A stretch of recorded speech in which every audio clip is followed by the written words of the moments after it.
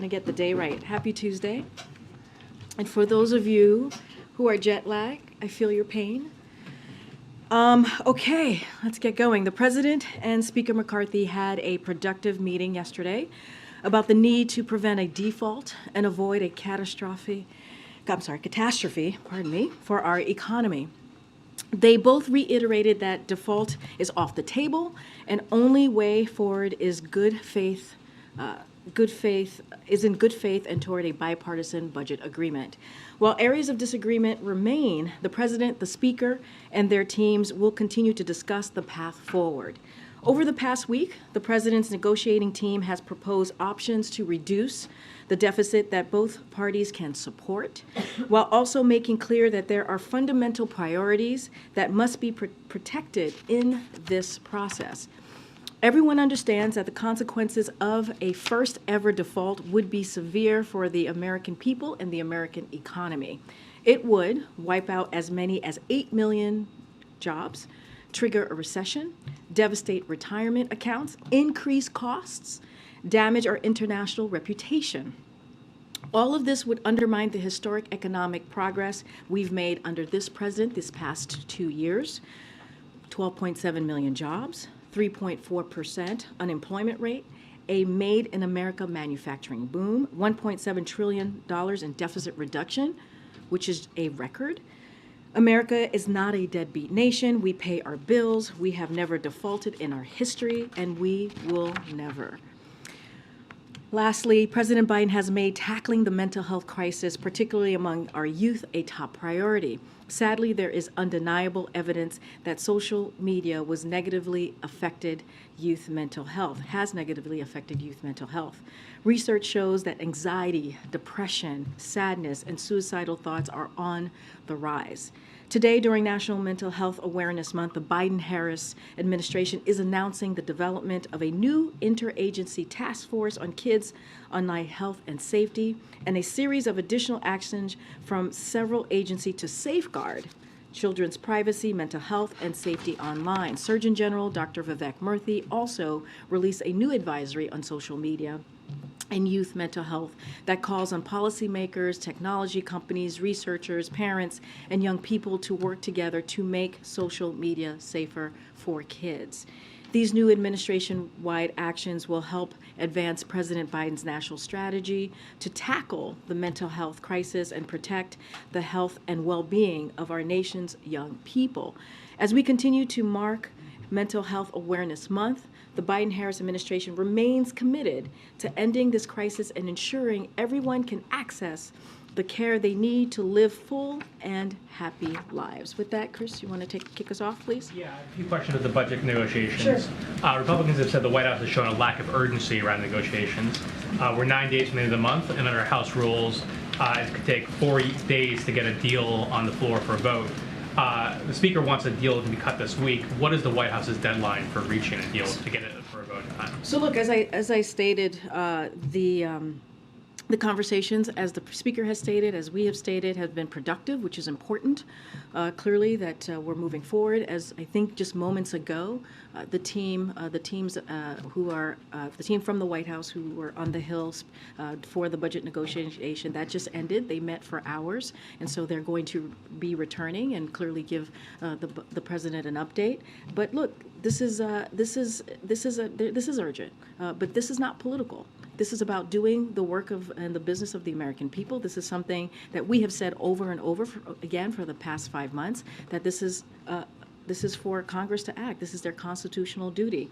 So we've been very clear, and we've shown urgency from here. And look, we think Republicans saying that the White House is not showing any urgency is a ridiculous question, is a ridiculous statement for them to be making. And so we've been saying this for months. Congress must ask, Congress needs to act, and we'll continue to lay the line on that. So oftentimes when these meetings happen, the White House or other parties call them productive. That's the word is often used. But can you say that we're actually closer to a deal now than we were last week? So what I can say is reiterate what the President and the Speaker said. The Speaker said this yesterday. yesterday that these talks, the conversation yesterday was productive. And I think that's important when you're hearing that in these types of negotiations, as we know, are very difficult, right? Negotiations, this is nothing new. They are incredibly tough. And so when you hear it from both sides saying that they're productive, I think that's an important statement. I'm just not going to get into any further details. The last question is, the Treasury is looking for ways to delay certain payments. Is the administration trying to push back the X date? Is there potential that a deal won't be reached and you're going to need to kind of juggle these payments to make So look, happen? anything relating to the X date or that is concerning how to move forward here as it relates to that, I would refer you to the Treasury Department on their communications with agency. That is something that they would certainly lay out. As the Treasury said yesterday, it's important to have accurate information about inflows and outflows to the government so they can continue to produce an accurate forecast for Congress of when cash and extraordinary measure expire. So this sort of communication is actually consistent with prior debt limit impasses. So that is something for sure that the Treasury Department will have more to share on. Go ahead, Mary. Thank you. We keep hearing these optimistic statements. You've noted, the meeting was productive, but we aren't seeing any actual progress. In fact, the speaker just said we are nowhere near a deal. So why the optimism? Look, if everyone is working in good faith and recognizes that no one is going to get, either side is going to get exactly what they want, we'll get it done. That's the way we see this. Coming out of the meeting yesterday, we've said this, the president said this, both the president and the speaker reiterated that default is off the table. So now we have to do this in good faith. We have to move forward. I believe the team has been meeting for a couple of hours this morning. As I just said, they just ended their conversation from this morning. They met until late into the evening last night. So that is important. That is good. We're seeing movement. I'm just not going to get into specifics of where we are. We believe that this should get done as soon as possible. And again, they've been productive. We've heard that from the speaker. We've heard that from the president. The meetings continue to occur and happen on the staff level, and we're happy to see that. I think we're just trying to understand, what does productive mean, though? I mean, do you agree with the speaker that you're nowhere near a deal right now? Look, I'm going to let the speaker speak for himself. What I can say is, and what the president, and reiterate what the president has said, I have not gotten a download, obviously, from this morning's meeting. The president's going to get certainly an update from his team, his negotiation team, once they get back, and there's a moment to do so on the president's schedule. From what I know, from what I can tell you at this moment, the meeting that the president had with the speaker yesterday was indeed productive, and we're going to continue to let the staffers, the negotiation teams continue to have this conversation and meet. And just one more. What do you say to Americans who see that we are 9 days out and they are genuinely, concerned and worried about how this will impact them? How worried should Americans be right now? Look, this is something that the president has been saying for months, for 5 months now, how it is important for Congress to act, how it is important for them to do their constitutional duty, is to deal with the debt limit. We've been very clear because we've laid out, I just laid out at the top, what this could trigger if we don't indeed meet that X date that the Treasury Department has laid out for not just for us, for all Americans. And so, look, if you're thinking about millions of Americans losing jobs, yeah, that's concerning. A potential triggering of a recession, yes, that's concerning. If you think about how this would take back all the progress that we've made in the last 2 years with this president. We think about 12.7 million jobs. We think about unemployment at 3.4%, which is the lowest that we've seen in history. All of the gains that we have made to get the economy back on its feet, yeah, we can see that go away. So that's why the president has been meeting with the leaders in Congress, and specifically yesterday with the speaker, and having that conversation to continue to show the urgency that we have. But it's been for 5 months that we've been saying this. Steve. Does the president plan to talk to Speaker McCarthy today? I don't have any calls to read out to you for the president to speak to Speaker McCarthy. I can tell you for sure that he will be getting a download from his negotiation team once there's a moment on his calendar to do so. Representative Patrick McHenry said last night that nothing is agreed to until everything's agreed to. Is that your understanding as well? So what I'll say is this, and this is what I've been saying for the past couple of days. I said this when we were kind of on the other side of the world doing a press briefing for all of you in Japan. And we have said, negotiations are very hard. They're very difficult. Both sides have to understand that they're not going to get everything that they want. And what we're trying to get to is a budget that is reasonable, that is bipartisan, that Democrats and Republicans in the House and the Senate will be able to vote on and agree on. So this is the process. That's why we're moving in this way, to make sure that it's bipartisan but also reasonable. And so that's what you all can look forward to. Has there been any more discussion about the 14th Amendment? Look, the president's been very clear about this. He's spoken to this. It is just not. It is not going to deal with the problem that we're currently having at this moment, at this time. What we need to focus on is Congress acting, is Congress doing their constitutional duty and dealing with the debt limit. Okay, Chair. Thanks, Karine. So we are 9 days away from the U.S. potentially defaulting, and as was previously noted, it's going to take several days for legislation to actually get passed through the Congress. So at what point, how many days do we have left until we are in full crisis mode? So look, the Treasury Department has laid that out. They put out an X date. That's something that I would refer to them as far as what does that look like and the specific and any information. What I can tell you is what we're going to continue to do here every day. Our team, our negotiating team, is going to, on a daily basis, multiple times a day, have that meeting and conversation and discussion with the negotiators on the Hill to get to a budget deal, a bipartisan deal that is reasonable, so that the House and the Senate, Democrats and Republicans in both chambers, can vote on and deal with. So that's our promise. That's what we're going to deal with. As far as what's going to happen and the specifics, that's something that the Treasury should deal with and speak to. I understand that, and obviously the date could potentially move slightly based on the Treasury's estimates. But for the markets that are watching, for Americans who are waiting for their Social Security checks, for their veterans benefits, who are waiting to see what's going to happen, can you provide them a sense of how much cushion you have? How many days before that X date do you actually need a deal? That is, again, for the Treasury Department to speak Well, no, to. it's for them to determine the date, but for how many But days that it needs is, to get but legislation? any contingency, anything that's related to that is for the Treasury Department to speak to. What I can speak to is this budget negotiation, and what we have been doing, what we have been calling on Congress to do for the past 5 months is to act.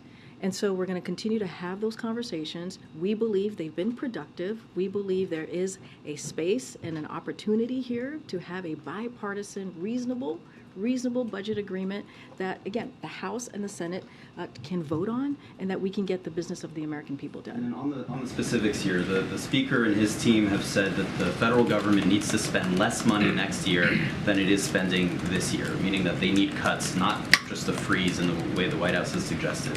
Is that a red line for the White House, or are you guys willing to entertain a budget for next year and the coming years that is less than fiscal year 2023? So look, Jeremy, I'm not going to negotiate from here. I'm going to let the negotiation team speak to that. The president was very clear on Sunday. We put forward a proposal that cuts spending by more than $1 trillion. That is on top of the budget that the president put out on March 9th. That showed more up to $3 trillion, nearly $3 trillion more in budget dealing with the budget cut to cut the deficit, to be more specific, and that was in his budget. So he called for another $1 trillion on top of that. And so, look, that's where we are. I'm not going to go into the details or the specifics from here, but you heard directly from the president on Sunday, and that's what he laid out. And then just quickly, just wanted to ask you for an update on the situation that happened last night at Lafayette Park. A U-Haul crashed into the bollards at the north end of the park just before 10 p.m. Can you tell us how quickly the president was informed of the situation? Was he moved to a secure location? Were any protective measures taken? So look, I can tell you this, and I want to be really careful here. This is something that the Secret Service, I would refer you to for any information that they can share, specific information. That's where they would share that. I can share with you that the president was indeed briefed. He was briefed this morning on what's known by Secret Service and the park police. Thus far, he's relieved that no one was injured last night, and grateful to the agents and the law enforcement officer who responded so quickly. Again, I would refer you to the Secret Service. He wasn't informed last night. I can tell you, right, he was briefed this morning. That's when he got the briefing from both Secret Service and the Park Police on what they know thus far. Clearly, the president was here yesterday working at the White House, so of course he was here last night. But I can tell you that he was briefed by both the relevant agencies, if you will, law enforcement agencies who had to deal with this situation, and he's very thankful to them for their quick response on this particular issue. Just to be clear on timing, is any date before June 1st, in your eyes, good enough to get this thing done? Look, we have to get this done. That's what I can tell you. Is like Friday the goal, You're Saturday asking the me goal? for a date. I'm not gonna get into dates. What I can say, there's an urgency. We want to see this done as soon as possible. As it relates to the debt limit, the teams are going to meet on a regular basis, multiple times a day, to deal with the budget negotiations. And this could be, this could be done today, I guess the actually. reason I ask is because there have been ramifications before. We've witnessed this back Absolutely. in 2011. It went down to the wire. They still beat the ex-state. They still got the debt limit raised at the last minute. But then days later, the credit rating was downgraded. How confident are you that, given the dysfunction we've witnessed here, it going down to the wire, our credit rating would not be downgraded? Look, this is why the president has, Peter, this is why the president for the last 5 months has stated how important and how critical it is to get this done, how critical it is for Congress to do their constitutional duty. This is why you have heard an echo from here over and over, and a repetitive one, of how we think and believe this should have moved forward. It didn't happen. So how confident are you that it wouldn't be We are, downgraded? look, from what we see and what has been happening in these budget negotiations, in these conversations, we see these conversations moving in a productive way. That is important, and we'll get there. It has to be a bipartisan, right? It has to be a bipartisan, reasonable budget negotiation. Let me ask you, yesterday we heard from Speaker Agreement. McCarthy multiple times, spoke multiple times in the morning, spoke multiple times after the meeting took place. We heard from the president very briefly during the meeting. For Americans that feel like they're not hearing from the president regularly, not hearing from the vice president regularly, not hearing from cabinet officials right now, where is the messaging from the White House on this beyond at this podium? Well, you've heard from the president multiple times over the weekend. You've heard from the president multiple times during the last 5 months. He has been very clear. You've heard from me. You've heard from others. We've had our economic team out there talking about this on your network, on other networks. And so we've been very clear for the past 5 months. I wouldn't just look at the last couple of days. The past 5 months, consistently. You've heard from this president. Feel like it's winning the messaging war on this? I mean, look, what we have been very clear. I know folks have asked me, about this in the past, and what we saw in 2011 is that, and polling showed this, that the GOP was blamed for that. That's how the Americans saw the outcome of the debt limit there and what was happening with the negotiations back then. That's what the polling showed. So what we're going to do is we're going to continue to either speak from here almost every day. We speak from here about what's going on. You've heard from the president. You've heard from the economic team. You've heard from Democrats, the leadership in the House, in the Senate speak to this, about the urgency, about Congress actually needing to act and doing their constitutional duty. Last one is you said that if both sides are working in good faith, this will get done. Does the president believe that Kevin McCarthy is working in good faith? What the president believes is that the conversations have been productive, and that is important. And just to reiterate this, negotiations are hard. They're not easy. This is democracy in action, as we have looked at what's been going on these past couple of days and weeks. And what both sides need to understand is neither side is going to get exactly what they want. But what we need to have is a bipartisan, reasonable budget agreement, and that's what we're working You towards. didn't say the president thinks Kevin McCarthy is acting in good faith. What I said is that if everyone keeps working in good faith. So, yes, we believe that that is what is happening. There is a good faith effort here. We just have to continue to do that. We have to keep doing that, and then we can get into a bipartisan, reasonable budget agreement. Thank you, Karine. I'm gonna go to that. Go ahead. Yeah, right with me or behind? No, go ahead. Okay, thank you. Are the negotiators going to meet again today? The House negotiating team came out and seemed pretty down on the state of things, and weren't even sure there would be a meeting. Do you have any sense from the So White House side? since it just ended right before I came out, I don't have an update on a meeting for today. As you know, they met, I think, almost till midnight, around 11 o'clock last night, and then they met again almost 12 hours later.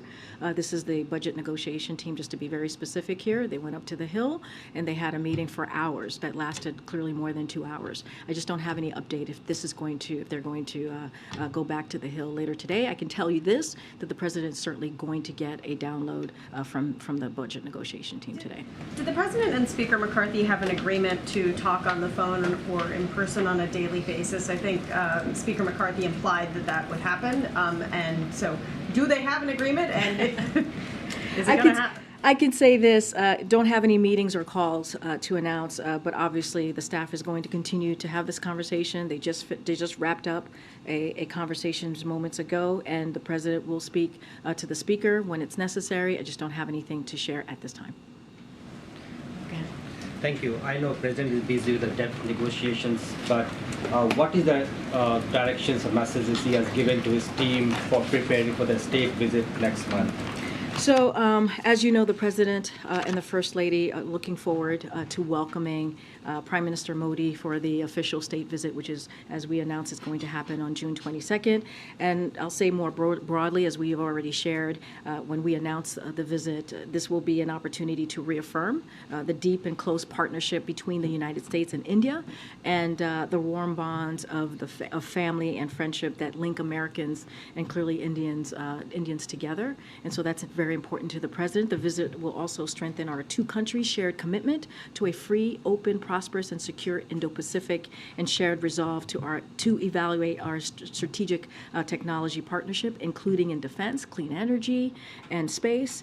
Don't have anything else to preview. Clearly, as we get closer, June 22nd is very far away on our calendar, and so once we get closer to the 22nd, surely we'll hold background calls and have more information and more details to share. And secondly, in Japan, when President met the Prime Minister, he told the Prime Minister that he has been receiving flooded with lot of requests to be invited for the state dinner during those days. Say that one more time. I guess the President told the Prime Minister in Hiroshima when they met that he's being flooded with a lot of requests for the invitations to attend the state dinner. Who's he? The President. The President. Can you just say that one more time? It has been reported in the media that the President told the Prime Minister that he's being flooded with a lot of invitations, requests to be invited for the state dinner. For the Japanese President to be the Japanese Prime Minister being. Prime Minister. Oh, you're talking about India. Okay. I'm not quite. Yes, one more time. I don't know if you're talking about the Japanese When the Yes. President met Was the it- Indian Prime Minister, Okay, Indian Prime Minister. Got it. he told the Prime Minister that he's quite popular in the US because he's been receiving a lot of requests Got from it. Indian Americans to be invited for the state dinner. Got it. Okay, that's good. That's a good thing. I mean, I don't have a list of requests. I mean, it sounds like it was coming from Prime Minister. Okay. I mean, you would have to ask. Is it being held in the dining room or the I don't South have more. Lawn? I don't have more to share. I really don't. I think that's a good thing. That shows the excitement of the Prime Minister being here on the June 22nd. I just talked about laid out how the important relationship that we have with India and how we want to continue to grow that partnership, grow that relationship. I think that's a good thing to get those requests. I think that's important and shows why it is critical to continue growing that partnership that we have with India. Thank you. All right. Sorry, it took a little bit to get to that. Go ahead, Thank you Alice. so much. So the president just came back from the G7, and there is no other G7 country that goes through such debt-ceiling drama on a regular basis. So how concerned is he that even if he's able to strike a deal, this will undermine the dollar's reputation, this will undermine the United States, standing on the international business scene? Well, look, at the top of the briefing, I laid out what would potentially occur if we didn't lift the debt limit, if we didn't make the X date, and it would undermine our global kind of how we're seen globally. And so, yeah, that is important to note as we're moving forward and going through the next couple of days and trying to get the debt limit.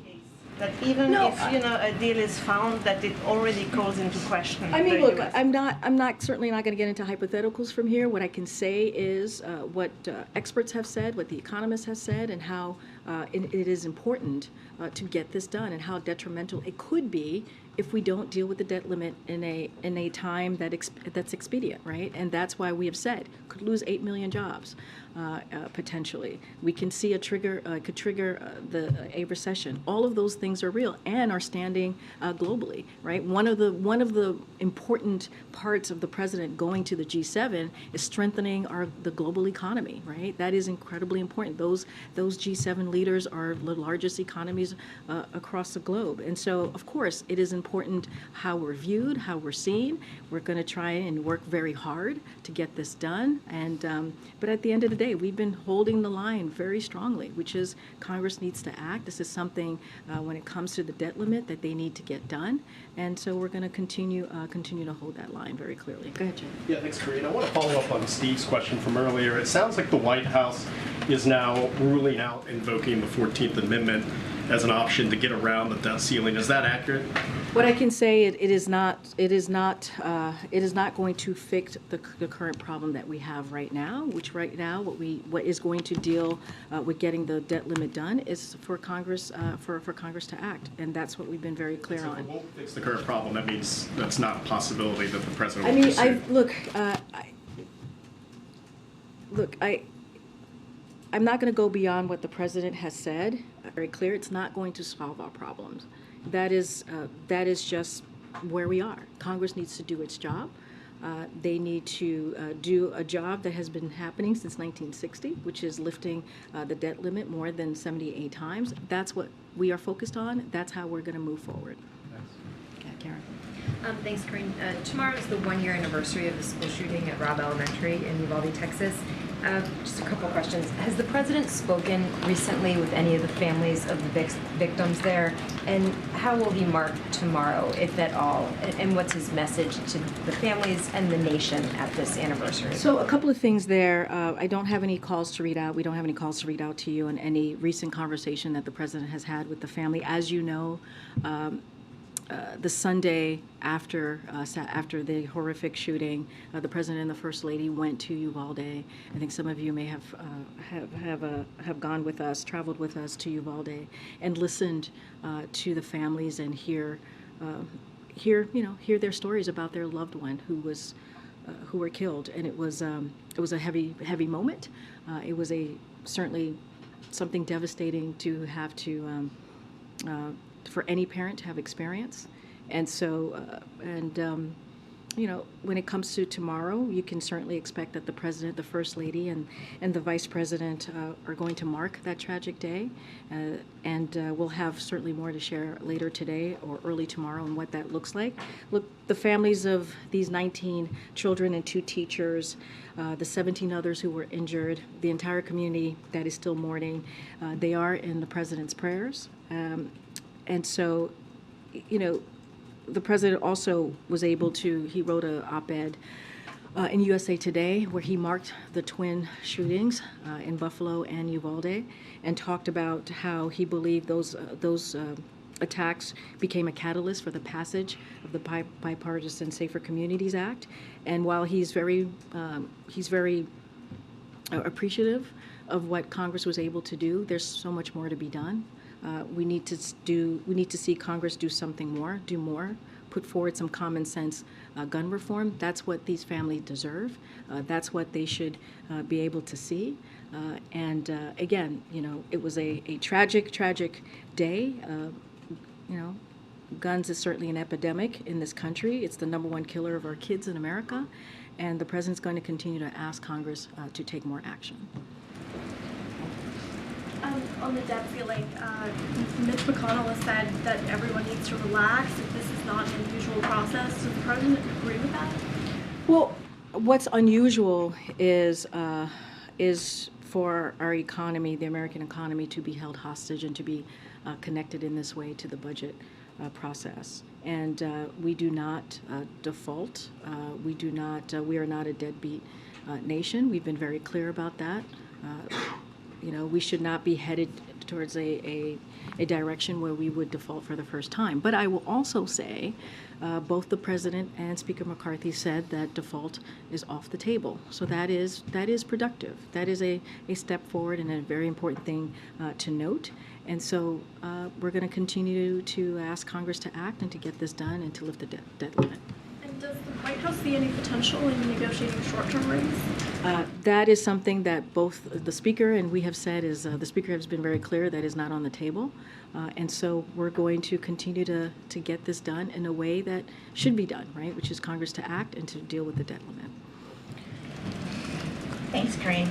To follow up on the 14th Amendment again, the last time the President spoke about this in Hiroshima, he actually said that he was looking at the 14th Amendment and he thought that he did have the authority, but the question was essentially whether it would get tangled up in court in appeals. And he said that's what is unresolved. So has the White House determined that there is not enough time to invoke the 14th Amendment? So look, the 14th Amendment, as I've been saying, doesn't solve our problems. Congress must act. The President actually has said that multiple times. And understandably, the President gets it, right? He knows that any action needs to be strongly supported by the law. And I think that's what you heard from the President.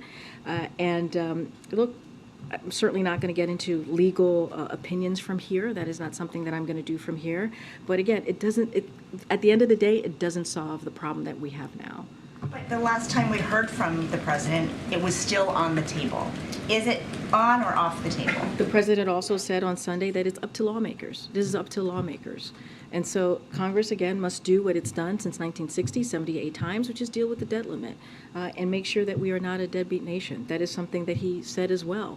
But understandably, the President wants any action to be strongly supported by the law, and that's what you heard from the President. But he's also said, reiterated many times, it doesn't solve our problems and Congress needs to act. You said today that negotiations are hard and they take time. Did the President wait too long to engage with the Republicans on the negotiations that he's in the middle of right now? The President has been engaging or trying to engage with Republicans for months now, for months. He put out his budget on March 9th. You've heard us talk about this. You've heard us lay it out. You've seen the budget, what the President laid out on March 9th. And Republicans passed their budget plan at the end of April. And then days later, that's when budget negotiations started. And so we've been clear for the past 5 months how important it is for Congress to act, for Congress to do their constitutional duty. That is the debt ceiling. At the time he dismissed the idea, he said it would be irresponsible to do so. Given where we are, given the risks, given all the horrible things that potentially could happen, does the President still believe that there ought to be a law that caps the nation's statutory borrowing authority? Honestly, I'm just not going to get into that right now. Right now, what is the urgent nature that we see in front of us is getting this debt limit done, which is making sure Congress does its constitutional duty and do something that has been done 78 times since 1960. That is what's urgent. That's what the American people deserve, and that's what should be happening. One of the things he said yesterday in the Oval Office is if there is a deal, the challenge that both leaders will face is selling it to their respective constituencies and their parties. Can you describe the outreach that's currently underway between the White House and congressional Democrats? So I'm not going to get into private conversations, but clearly our team here, Office of Leg Affairs and other offices in the administration, and along with the congressional leaders, have been in touch with members and with certain teams clearly in Congress. Those conversations will continue. That outreach will continue. I'm just not going to read out those private conversations, but that's what I said. I said negotiations are hard, right? It is democracy in action is what we're seeing currently right now. And just as long both sides understand that neither is going to get exactly what they want, we can get to a bipartisan, reasonable budget agreement. That's what we're working towards. That's what you're seeing from the White House negotiation team. That's what you're seeing from the President, just as long this keeps continuing to move in a good faith effort. So Go ahead. Thank you, Okay, Karine. I'll come to the back after. Go ahead. Thank you. The tone in the last few days has been very respectful between the White House and McCarthy's team. You just said a few moments ago that McCarthy's team is working in good faith. But this morning you had House Minority Leader Hakeem Jeffries slamming MAGA Republicans for dangerous default gamesmanship. You had Pete Aguilar saying McCarthy's beholden to the most extreme members of his party. So is House Democratic leadership undermining the work of the administration right now? Not at all. We are in line, aligned with them, with the leadership on both the House and the Senate, and that continues. And we have been aligned with them for the past several months. Does Jeffries speak for the party here? I believe he's the leader of the Democratic caucus on the House, so I would presume that is a yes. So it just seems like there's a bit of a divide between the rhetoric that he's using and the rhetoric we're hearing out of the White House. Look, I think multiple things could happen at the same time.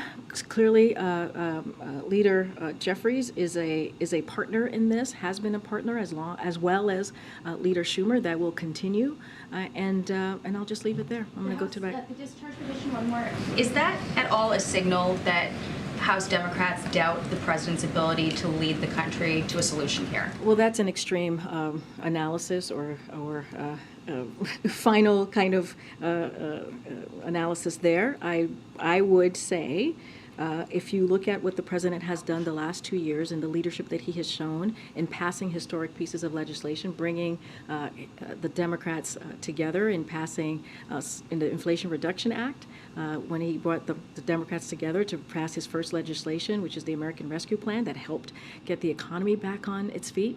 That is a president that has led. That is a president that has continued to lead. You look at the economy has been able to create 12.7 million jobs. It's been able to see an unemployment rate at one of the lowest that we have seen in modern time. And that's going to continue if we continue to do the work of the American people, get this budget negotiation done. And here, that's at stake. The work that this president has done, that is what's at stake right now. The discharge petition, that would be like an end run around what the president is doing. Absolutely not. Look, I would refer you to Congress on their processes and what they're trying to do in Congress. But to say or suggest the president's leadership is in question, I think is completely false. I disagree with that premise and certainly with that question, because if you look at the last 2 years, if you look at what Democrats have been able to get done with the leadership of this president, that is the complete opposite of what you just laid out. Go ahead, April. Two topics. On the debt ceiling, you were strategic last week in saying it was conversation. There were a series of conversations versus negotiations. That is now turned. When did that wording change and why? And what is the sticking point within these, or what are the sticking points, if you will, in these negotiations? Can you say that one more time? What's changed? You were saying what's changed? You were very strategic in saying they're not negotiations, they're conversations. Well, I've always said that budget, we are negotiating on the budget. I've always been very clear about that. I said that default is not negotiable. That's what I've said. I said default is not negotiable, but that, the president has always seen this as two separate conversations, two separate discussions, and we are indeed been negotiating on the budget. That's what you've seen from the outcome of these conversations, and that's what you'll continue to see. So how long officially have you begun the negotiations? When did the negotiations actually start? Well, once the House, the Republicans in the House were able to pass their budget plan, I believe it was April 26th, the president invited 5 days later, the president sat down with the leaders and they started having conversations. And then after that, you saw the budget teams announced, budget negotiation teams announced, and you've seen and you've all have reported what's been happening for the past several days.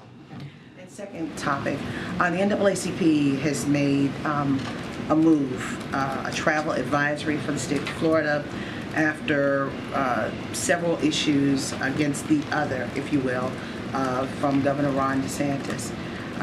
And they're saying that the hate that is coming out of this political season is dangerous.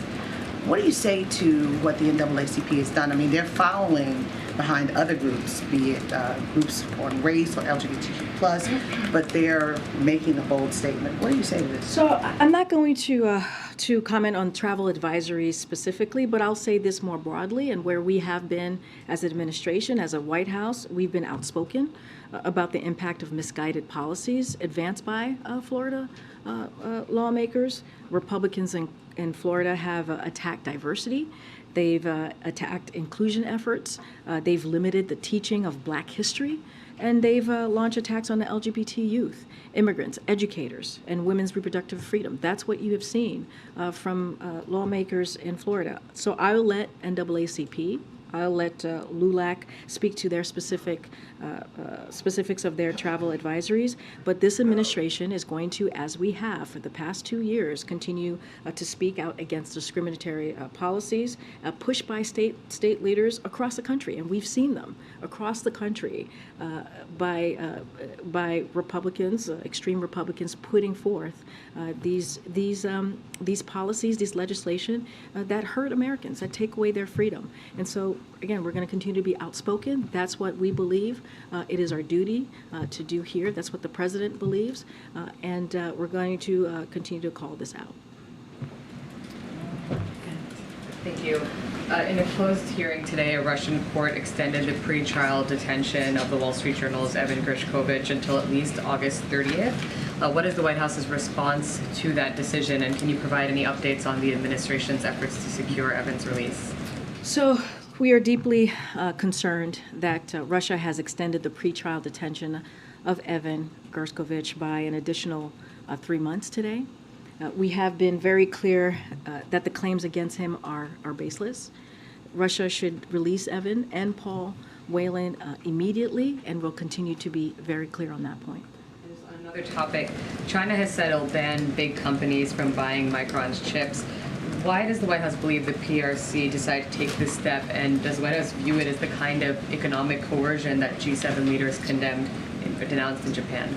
So, look, the recent announcement by the PRC regarding Micron, we believe are not based in fact. And so the Department of Commerce is engaged directly with the PRC to detail our views on this. We're certainly troubled by the action and the recent raids and targeting of American firms, American companies.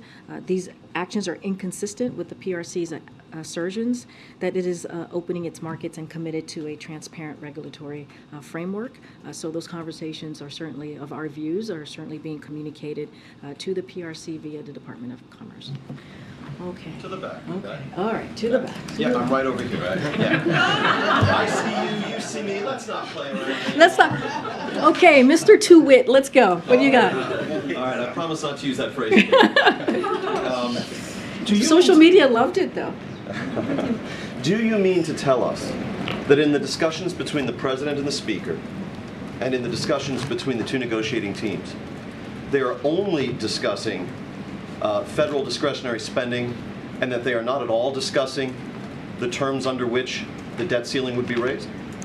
What I can tell you is what you've heard from the president and what you've heard from both sides, which has been, the negotiation has certainly been about the budget. You've heard them talk about the budget. You've heard them talk about how we're moving forward, and that in this particular moment that we're in, they've been productive. The president has held the line and has been very clear that the debt, when it comes to the debt limit, it should be done without negotiations, without condition. That's something that the president has said in front of all of you, and he also said, in the actual rooms. I just told you. Talking about the debt ceiling, about how long it would be raised, by how much. That's not a subject of discussion. Well, first of all, I am telling you what the president has said to all of you. I know what he said. I follow him very closely every day. I want to know what's happening in that room. The president has spoken to what he has said to the leaders in that room, to what he has said to Speaker McCarthy in the room, and he's been very clear. And so he has said, when it comes to the debt limit, it is not negotiable. It should be done without conditions. That's what he has said, that he has been very clear. But is he leading up to that in these talks? Well, I will also remind you that yesterday the speaker and the president said, when it comes to default, it is off the table. And I'll leave it there. Okay, let's keep going. Gosh, okay. Go ahead, Alex. I haven't seen you in a while. Hi, Karine. Democratic mayors in Chicago and New York are just straining to house, humanely the migrants coming north from, Texas primarily. And it seems, at least in New York, they've run out of solutions. They seem really desperate. It seems like Chicago is more or less in the more or less in the same boat. You know, and they've pleaded for more help from the federal government. And what do you have to say to the mayors there? So look, we just announced very recently that over $200 million to support cities this month. And we'll soon be awarding an additional $360 million. So we take this very seriously. And we would, of course, like to be able to provide more than that.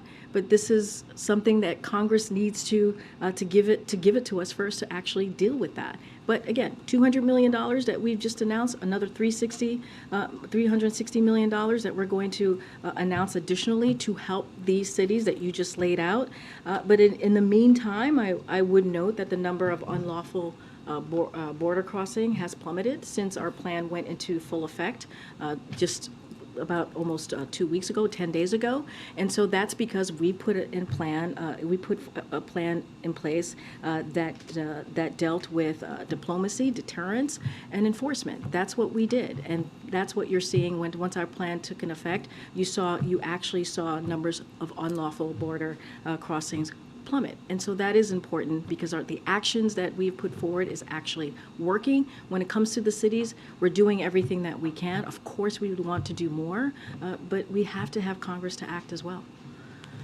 All right. Okay. Thank you so much. Is it me or is it the guy behind me? I'm going to take The it. floor, Okay. the floor is yours, Anita, if you want. I'm going to follow up on Sabrina's China question. When the Commerce Secretary meets with their Chinese counterpart in Washington, what are the administration's objectives for this meeting? Should we see this as a sign of a warming up of relations between Washington and Beijing? And, you know, are they going to discuss this proposed executive order that the president is mulling over about preventing American companies? So I'm certainly not going to get ahead of that conversation, of that meeting. I think it's going to be a very important conversation, clearly a meeting that the Commerce Department's going to have. What I'll say as it relates to the next steps and other meetings and other travel by cabinet secretaries, we've been very clear when it is appropriate, we'll certainly revisit Secretary Blinken going to China, and we've talked about Commerce Secretary going to China, and it's also Secretary of Treasury going to China as well. But when the time is right, when we feel like it is appropriate, certainly those conversations will continue, and we will re-engage on a potential travel, but certainly not going to get ahead of what's going to be on the agenda or what's going to come out of those meetings. Question. An inquiry out of Pretoria finds that indeed a private South African company did supply weapons to Russia. So how does the White House feel about this? What could be the consequences? Is Pretoria going to be receiving an angry phone call or maybe a rap on the knuckles, changes to their AGOA status, anything like that? So I'll say this more broadly. I'm not going to speak to an individual company here, but look, Russia is waging a brutal war, as you all have been reporting and you all see, against the people of Ukraine. And we are constantly working to cut off funding for Putin's war machine and to undercut Russia's ability to carry out this conflict. And so, as part of those efforts, we have strongly urged countries not to provide support for Russia's war, but certainly I'm not going to get into either any private diplomatic discussions or private companies from here, but we've been very clear on what we have seen Russia do to the people of Ukraine, but we've also seen Ukrainian people over the past, and this is something that the president said over the weekend, bravely fight for their freedom. And so we're going to continue to do everything that we can to give them the assistance that they need to fight for their freedom. So I'll leave it there. Go ahead. Yeah. Thank you so much. Speaker McCarthy said yesterday in front of the White House that the reason why we are in this problem is because every time Democrats wanted to make a deal, they wanted to make a deal about spending more money. So do you agree with Speaker McCarthy that Democrats have a spending problem? No. To it. No, to it. Look, I'll say this. The president's budget reduces the deficit, as you know, by nearly $3 trillion over 10 years. right? This is a president that believes in dealing with the deficit in a real way. That's on top of the $1.7 trillion that the president has been able to reduce the deficit the last 2 years. So the president takes this very seriously. He's proposed reducing the deficit by eliminating tax breaks for carried interest loopholes, retirement for wealthy real estate investors, and cryptocurrency. He's also proposed raising taxes for billionaires, stock buybacks, and big corporations. And let's not forget the subsidies for big pharma and big oil. For big oil, it costs about $30 billion. For big pharma, it's about $200 billion. That's what it will save if we were able to cut those wasteful spending on subsidies. So the president has laid this out. He's been very clear. Just look at his budget from March 9th. He's laid out how we can cut spending on behalf of the American people and American families. And that is on top of what he's been able to do the last 2 years, $1.7 trillion. Now, more recently, he also talked about doing an additional $1 trillion on top of the $3 trillion that he proposed in March 9th in his budget. So he's taking this very seriously. Great, thanks, Karine. Okay, guys, I'll see you tomorrow.